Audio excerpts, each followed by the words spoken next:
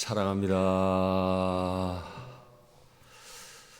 저는 한 달 전에 아들 아프게 한 모성애라는 제목으로 이 새벽에 말씀을 전한 일이 있습니다. 그리고 오늘은 아들 아프게 한 부성애라는 제목으로 말씀을 전합니다. 오늘 본문은 야곱이 그의 아버지의 집에 거주하게 되었다라는 말로 시작합니다. 야곱의 인생을 잘 아시지만 야곱이 아버지가 거류하던 땅, 그의 집에 거주하게 됐다는 말은 얼마나 야곱에게 좋은 말이었을까요? 아버지 집에서 살기가 어려워서 20년 이상 아버지의 집을 떠나 있어야 했습니다. 그랬던 야곱이 아버지의 집에 다시 왔으니 이제 그 과거의 아픔 다 잊고 편안하게 아들로 살아갈 수 있겠죠. 물론 나이는 100세가 넘었습니다마는 이제 아버지의 집으로 돌아왔으니 아름다운 삶을 살 수 있을 겁니다. 그리고 이어 나오는 말이 야곱의 족보는 이러하다 해요. 야곱에게는 많은 아들들이 있었는데 야곱의 족보는 이러하다 해놓고 요셉 이야기를 하기 시작합니다. 그런데 오늘 본문을 보면 요셉이 지혜롭게 행동한 것 같지는 않습니다. 안타깝게도 야곱에게는 많은 아내들이 있었죠. 그 아내들을 통해 많은 아들들을 두게 되었습니다. 그건 야곱이 원했던 인생은 아니에요. 속임을 당한 거죠. 맞아요. 그 자신도 아버지를 속이고 형을 속이는 사기를 하는 인생을 살더니 그 자신도 자신의 외삼촌에게 속임을 당하는 20년 동안 노동을 착취를 당하는 어려움을 겪었고 그 결과 많은 아들을 얻게 된 거죠. 분란이 있을 수밖에 없는 구조입니다. 그런데 이럴 때 요셉은 형들의 잘못을 아버지에게 다 고하는 인생으로 살았습니다. 그리고 성경은 공교롭게도 이때 요셉의 나이가 17세였다. 어리다고도 할 수 있겠습니다. 어쨌거나 야곱의 인생은 또다시 어려워질 것으로 예상이 됩니다. 그런데 오늘 본문에서 야곱의 이름이 바뀌게 등장합니다. 요셉은 노년에 얻은 아들이므로 이스라엘이 여러 아들들보다 그를 더 사랑하여 그를 위하여 제사것을 지었다. 갑자기 야곱의 이름이 이스라엘로 바뀌기 시작합니다. 야곱의 이름이 이스라엘로 바뀐 건 여러분 잘 알고 계십니다. 하나님 앞에 엎드려 기도하던 중에 하나님을 이긴 자라는 뜻으로 하나님이 그의 이름을 이스라엘로 바꾸어 주셨죠. 그런데 오늘 본문을 가만히 읽어보면 야곱의 삶은 바뀐 게 없습니다. 이름은 바뀌었는데 그의 삶은 바뀌지 않았어요. 종종 드리는 말씀인데요. 교인으로 살지 마십시오. 우리는 성도로 살아야 합니다. 예수 안 믿고도 교회 등록하면 교인 되는 거예요. 우리의 이름이 하나님과 관계없던 사람에서 성도로 바뀌었으면 우리의 삶 또한 성도의 삶이라야 할 겁니다. 그런데 노년에 얻은 아들이므로 하는 명분이 주어졌어요. 이 명분이 주어지니까 이스라엘이라 하는 이름을 가지고도 그가 한 행동은 여러 아들들보다 그를 더 사랑함으로 아버지 어머니도 명분을 가지고 있어요. 그 명분을 가지고 12아들들 중에 특별히 하나를 더 사랑할 명분, 나는 이 아이 노년에 얻었어 하는 명분 말입니다. 이 아이의 어머니는 막내를 낳다가 죽어버렸어 얼마나 불쌍해 하는 명분 말입니다. 명분은 아름다워요. 명분은 붙이기 참 좋죠. 그래서 명분을 붙여 사랑했습니다. 더구나 채색 옷을 지었다 했습니다. 채색 옷을 지어 입혔다는 건 단지 좋은 옷을 입혔다는 뜻이 아닙니다. 채색 옷 입은 자가 형제 중에서 장자의 역할을 하게 됩니다. 12아들 중에 11번째 아들에게 명분을 갖다 붙이고 그에게 채색 옷을 입히고 그에게 장자 노릇을 하게 했으니 나머지 아들들이 그를 어찌 편히 대해요. 명분은 있어요. 부모에게도 명분이 있고 우리 모두에게 명분은 있어요. 그러나 과연 그에게 채색옷을 주는 게 옳았을까요? 예, 어미가 세상을 떠났으니 얼마나 마음이 아프겠어요. 그러나 나머지 아들들을 생각해서라도 그는 티나게 사랑하면 안 돼요. 티나게 사랑하면 안 돼요. 그 자신이 그 사랑 받았잖아요. 아버지로부터 사랑 못 받는다, 형에게 늘 밀리는 둘째다. 그 이유로 어머니 리브가가 야곱 자신을 그렇게 티나게 사랑했어요. 그 결과 얼마나 아팠어요. 그래서 저는 말씀의 제목을 아들 아프게 한 모성애라고 했었습니다. 차남 신드롬이라고 할까요? 사랑받지 못했으니 나랑 비슷한 입장에 있는 아들만 더 사랑해요. 그래서 채색 옷을 지어 입혔죠. 결과가 좋았을까요? 좋지 않았습니다. 그의 형들이 그를 미워하여 그에게 편안하게 말할 수 없었더라. 어떡하면 좋아. 아버지 하나만 요셉 사랑하고 위로 있는 10명의 형들이 동생을 사랑하질 않아. 나는 분명 내 아들을 사랑했어요. 이 아들을 사랑할 수밖에 없는 명분도 있어요. 그런데 내가 사랑하면 사랑할수록 이 아들은 다른 아들들로부터 미움을 받고 멀어지고 아픔을 당해요. 결국에 차남 신드롬을 가졌던 어떤 명분을 가지고 있는 아버지 야곱이 요셉에게 주어야 할 건 채색옷이 아니었습니다. 형제들과 함께하는 삶, 형제들과 함께 지낼 수 있는 인생의 길, 그걸 줬어야죠. 그걸 줬어야죠. 명분 가지고 채색옷 한 사람에게 던져주면 내 마음 좋을지 몰라요. 왜요? 내 명분을 이뤘으니까. 아이고 저 불쌍한 놈 나라도 사랑해줘야지. 그 하나 사랑했으니 내 마음 시원할 겁니다. 내 마음 시원하게 하자고 아들 아프게 하는 거예요.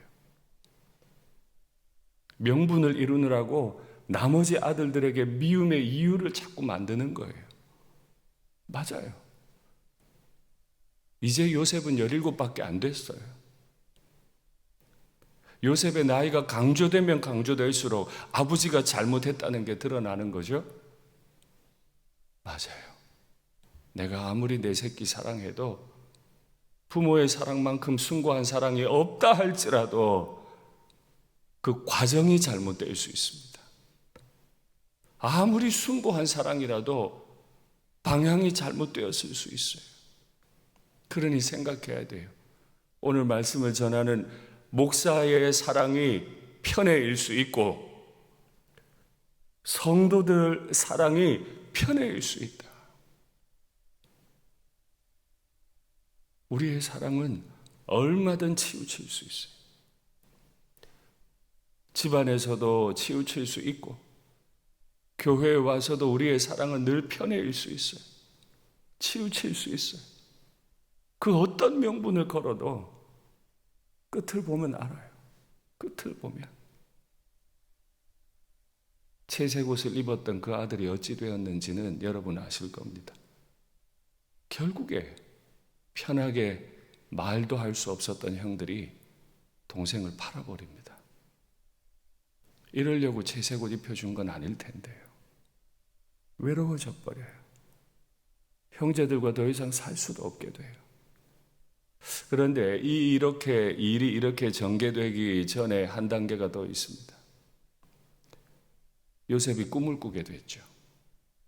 11곡식 단이 자신에게 절을 합니다.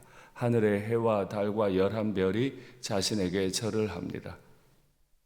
요셉의 행동을 보건대 형들의 잘못을 아버지에게 다 전했던 요셉의 행동을 보건대 아마 성경의 맥락은 요셉이 지혜롭게 말한 것 같지는 않습니다.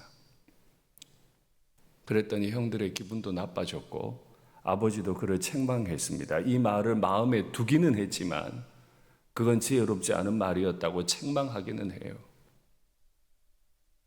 이 말로 인해서 결국 그를 더욱 미워하였더라.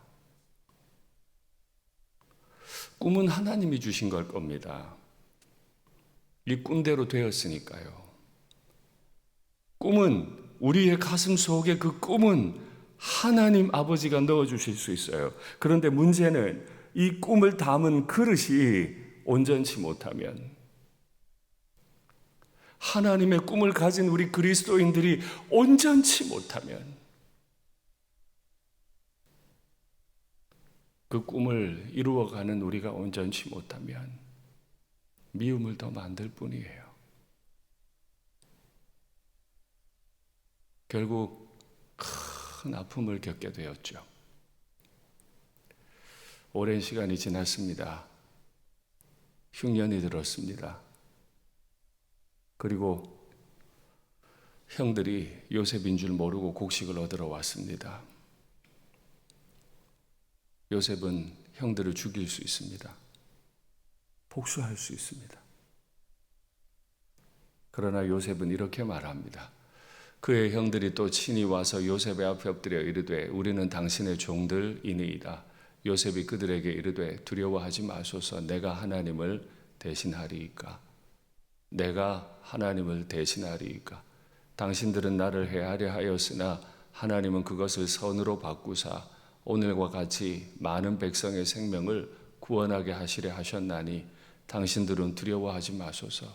내가 당신들과 당신들의 자녀를 기르리이다 하고 그들을 간곡한 말로 위로하였더라.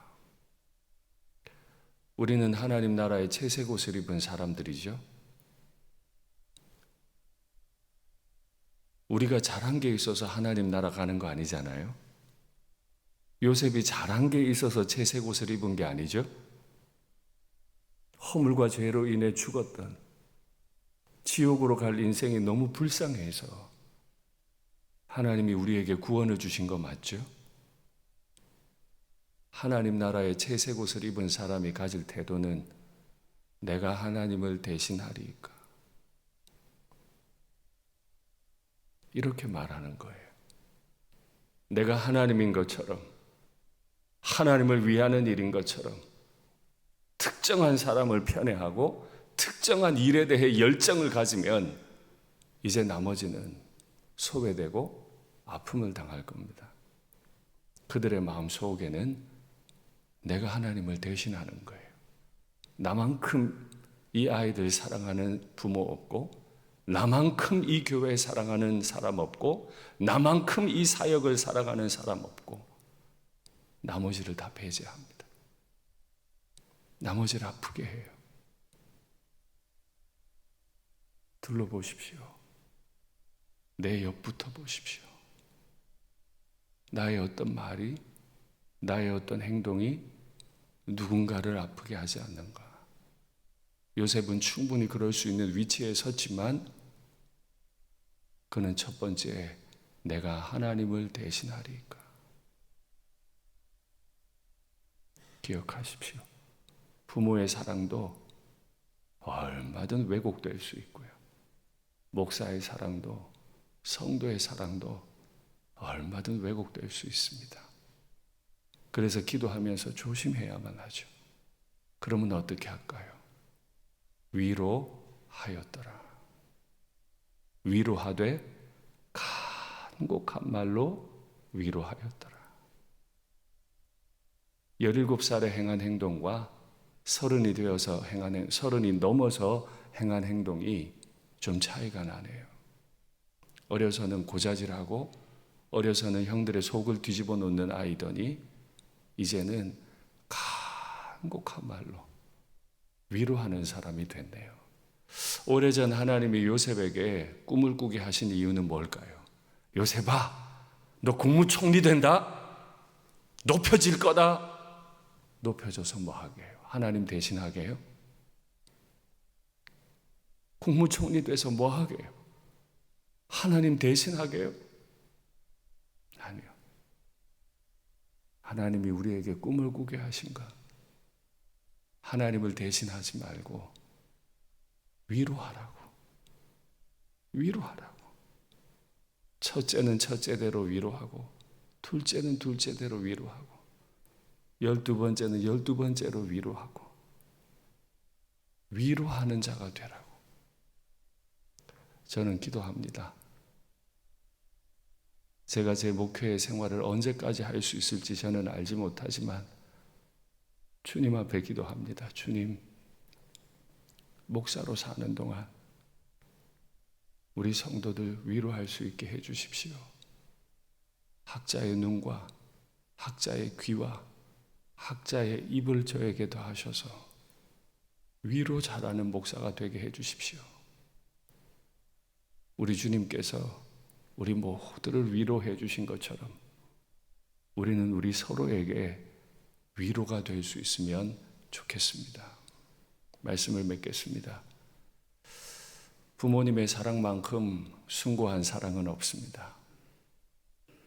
그러나 우리의 사랑이 잘못된 방법으로 전달될 수 있습니다.